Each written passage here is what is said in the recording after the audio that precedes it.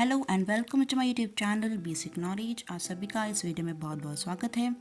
आज की इस वीडियो में हम पढ़ेंगे एक poem the world is too much with us by Williams Wordsworth. तो इस पोम को हम पहले रीड करेंगे, उसके बाद मैं उसकी एक्सप्लेनेशन दूंगी। The world is too much with us late and soon getting and spending we lay waste our powers. Little we see in nature's that is awe, we have given our hearts away a sordid boon. They say that bars her bosom to the moon, the winds that will be howling at all hours, and are up gathered now like sleeping flowers. For this, for everything, we are out of tune, it moves us not.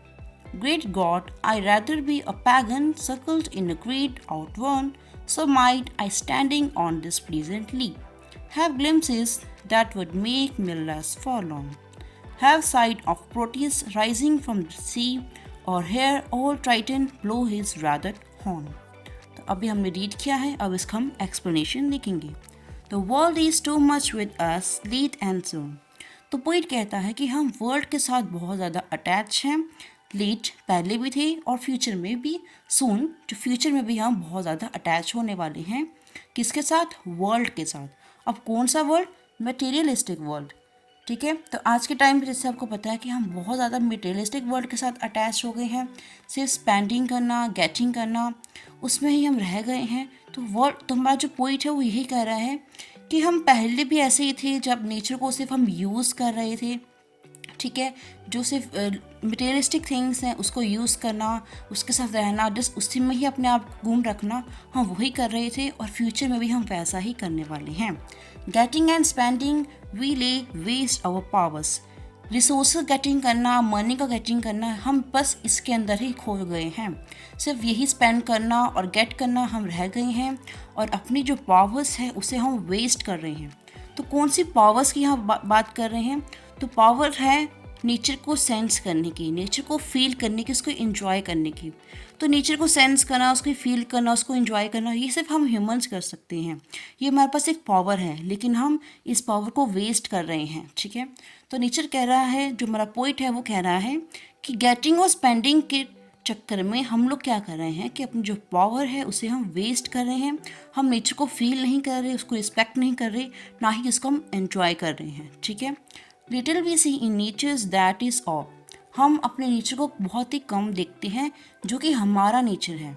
अब देखना का मतलब सिर्फ आँखों से नहीं देखना, उसको अपने मन की दृष्टि से देखने का मतलब भी यहाँ पे है।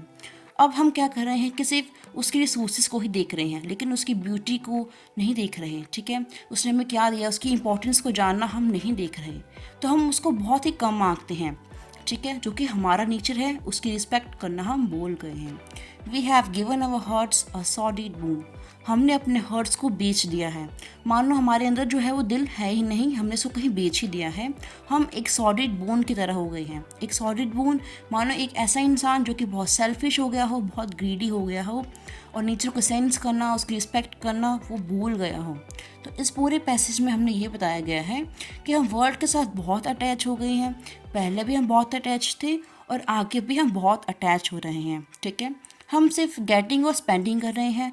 मनी का गेटिंग हो, चाहे रिसोर्स गेटिंग हो, तो हम बस मनी का और रिसोर्स का गेटिंग एंड स्पेंडिंग कर रहे हैं और अपनी जो पावर्स है, जो कि नेचर को फील करने को, नेचर को एंजॉय करने की जो पावर्स है, उसे हम वेस्ट कर रहे हैं। हम अपने नेचर को बहुत कम देखते हैं, उसकी रिस्पेक्ट बहुत कम करते हैं, जो कि नेचर हमारा है, हमारा है। ठीक है, we have given our hearts. हमने अपने हर्ट को मानो बेच दिया हो, या फिर हमारे अंदर हर्ट अभी रहा ना हो, क्योंकि हम एक सॉलिड बोन बन गए हैं। हम एक बहुत ही सेल्फिश, बहुत ही ग्रीडी इंसान बन गए हैं, जो कि सिर्फ अपने यूज़ के लिए नेचर को यूज़ करते हैं, लेकिन उसकी रिस्पेक्ट करना, फील करना, एंजॉय करना भूल गए हैं। ठीक है, दे सी दैट बर्ड्स हज बोजम टू द मून। तो अब यहाँ पे जो पोइट है वो नेचर की ब्यूटी को देख रहा है। वो कहता है कि जो सी है वो क्या कर रहा है, बोजम मीन्स चेस्ट। ठीक है, तो यहाँ पे पोइट कह रहा है कि जो चांद है उसकी जब रोशनी समुंदर में गिरती है, तो उस टाइम पे ऐसा लगता है मानो जैसे जो समुंदर है ये अपनी चेस्ट को बढ़ा के दिखा रहा हो कि देखो मैं कितना बड़ा हूँ। और उसकी जो रोशनी है, जो चांद की रोशनी है, वो जब समुद्र में पड़ती है तो वो बहुत सुंदर लगता है, और मानो ऐसा लगता है कि जैसे समुद्र अपनी छाती बड़ी करके चांद को दिखा रहा हो और चांद की एक बहुत सी सुंदर सी रोशनी उसके ऊपर गिर रही हो। तो ये एक ब्यूटी है जो कि पोइट देख पा रहा है, लेकिन आज हम इंसान उस ब्यूटी को नहीं देख पा रहे। ठीक है, तो winds that will be howling at all the time, that all the horse। Poet कहता है कि वो हवाएं जो कि हर समय समुद्र के आसपास हॉलिंग करती रहती हैं, बहुत आवाज़ करती रहती हैं, and are up gathered now like sleeping flowers. लेकिन अभी उन्होंने अपने आप को बहुत गैदर कर लिया है। ठीक है, वो बहुत ही सहमी सी हो गई हैं, जैसे कि स्लीपिंग फ्लॉट्स होते हैं, जिससे किसी स्लीपिंग फ्लॉट्स रात को फूल जैसे अपने आप को बंद कर लेते हैं, क्लोज कर लेते हैं, बहुत शांत हो जाते हैं। उसी तरीके से अब ये जो हवाएं जो कि हर समय चलती रहती थी, अभी रात हो गई है, क्योंकि मून का टाइम है, मून का टाइम है तो मीन्स रात है। तो इस टाइम पे क्या हो रहा है कि जो फ्लॉर्स की तरह है, उन हवाओं ने भी अपने आप को मानो बंद करके रख लिया हो, बहुत ही शांत हो गई हो। तो इस टाइम पे जो पोइट दिखा रहा है कि कितना शांति का माहौल है, जहाँ पे समुंदर जो है वो ऐसा दिखा रहा हो कि मानो उसकी छाती कितनी बड़ी हो गई हो और कितनी अच्छी सी रोशनी चांद की उसके ऊपर गिर रही है। और वो दिखा रहा है कि वो जो हवाएं जो हर समय चलती रहती हैं, बहुत शोर करती हैं, और वो कैसे गैदर्ड हो गई हैं लाइक स्लीपिंग फॉर्स की तरह। ठीक है, for this for everything we are out of tune. लेकिन पोइट भी हमें एक टॉन्ट मारता है और वो कहता है लेकिन हमको इससे कोई फ़र्क ही नहीं पड़ता, आज के जनरेशन को कोई फ़र्क ही नहीं पड़ता, क्योंकि हम लोग आउट ऑफ ट्यून हो गए हैं। मानो जैसे हमें कोई फ़र्क ही ना पड़ता हो, नेचर चाहे बने चाहे जितना मर्जी ब्यूटीफुल हो, लेकिन हमें मानो कोई सेंस ही ना हो। तो वो कह रहा है for this for everything we are out of tune. ये सब ब्यूटी तो है लेकिन शायद हमारे लिए किसी काम की नहीं है। आज की इंसान जो है उसके लिए किसी काम की नहीं है, क्योंकि वो उसको देख ही नहीं रहे, वो उसको फील ही नहीं कर रहे। इट मूव्स अस नॉट, ये हमारे लिए कुछ नहीं है। मानो जैसे ये जो नेचर है ये आज के इंसान के लिए मानो कोई मायने ही नहीं रखती, लेकिन ऐसा नहीं है, क्योंकि इसकी ब्यूटी बहुत अच्छी है और हमें इसे फील करना चाहिए। इस टाइम पे जो पोइट है वो काफ़ी निराश है और इसलिए ये सब वो बातें कह रहा है। ठीक है, great God I rather be a pagan suckled in creed outworn. अब वो कहता है हे भगवान, मैं काश एक पैगन बन जाता। अब बोलेंगे पैगन क्या है, तो ओल्ड टाइम में क्या होता था कि ग्रीक मैथोलॉजी के अगर हम बात लेके चलें या फिर पैगन को लेके चलें, तो पैगन वो लोग थे जो कि किसी भी रिलीजन को नहीं मानते थे, बस नेचर को रिस्पेक्ट करना, नेचर को ही वो मानते थे।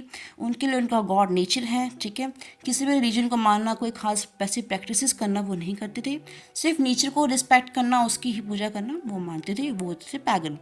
तो अब वह पोइट कहते हैं कि मैं एक पैगन बनना चाहूँगा जो कि एक आउटडेटेड रिलीजन है, मैं उसको ही फॉलो करना चाहूँगा, और जो एडवांस ये जो रिलीजन है मैं उसको नहीं मानना चाहूँगा। So might I standing on this pleasant ली।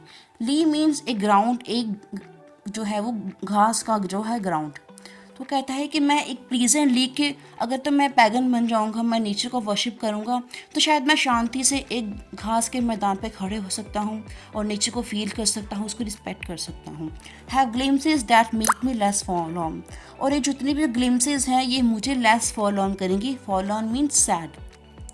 और ये जितनी भी ग्लिम्सेस हैं ये मुझे कम सैड करेंगी। जब मैं नेचर के पास रहूँगा, उसकी खूबसूरती को, उसकी झलकों को जब मैं देखूँगा तो मैं बहुत ही कम सैड होऊंगा, मैं बहुत खुश हो जाऊँगा। ठीक है, have sight of Proteus rising from the sea. Proteus एक ग्रीक मैथोलॉजी में गॉड है, तो जो वो गॉड है जो कि शायद फ्यूचर को प्रेडिक्ट कर सकते हैं, वो गॉड है जो कि लोगों को जानते हैं, लोगों की हेल्प करते हैं। तो कहता है कि अगर शायद मैं नेचर को हेल्प करना, नेचर को रिस्पेक्ट करना, नेचर की पूजा करना, अगर मैं एक पैगन बन जाऊंगा तो शायद मुझे प्रोटियस भी दिख जाएंगे जो कि एक नेचर के गॉड हैं, क्योंकि शायद समुद्र की जो समुद्र है उसके आसपास हम रहते होंगे और वहाँ से वो निकलते हुए मुझे दिख जाएंगे। और hear the old Triton blow his wreathed horn. और शायद मैं जो वेदर्ड हॉर्न, जो कि ये जो एक ट्राइटन है ये भी गॉड है, जो कि समुद्र के गॉड को हम ऐसे लेके चलते हैं ग्रीक मैथोलॉजी में। तो कहते हैं कि अगर शायद मैं नेचर की हेल्प करूँगा, नेचर को मैं वो करूँगा, उसकी रिस्पेक्ट करूँगा, उसकी वर्शिप करूँगा, तो शायद मुझे ट्राइटन जो है वो दिखने को मिल जाएंगे। और जो ट्राइटन है उनको हम देख सकते हैं कि उनकी जो अपर बॉडी है वो एक ह्यूमन की है, और उनकी किसी भी डॉल्फिन या फिर किसी वाटर एनिमल की तरह उसकी उनकी लोअर बॉडी है। तो वो कहते हैं कि अगर मैं नेचर का रिस्पेक्ट करूँगा, उसको वर्शिप करूँगा, तो शायद मुझे प्रोटीज दिख जाएँ या फिर शायद मुझे एक ट्राइटन दिख जाएँ।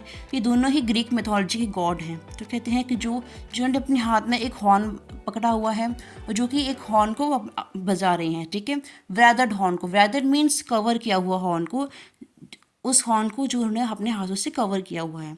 तो कहते हैं कि अगर तो मैं नेचर की हेल्प करूँगा तो मैं शायद उस हॉर्न की आवाज़ को सुन पाऊँगा, जो कि एक बहुत ही छोटी सी और एक बहुत ही ब्यूटीफुल सी पोम्स थी. I hope you will love this. Thank you so much for watching my video. If you like this video, please subscribe to my channel and share this video to your friends too. Thank you so much.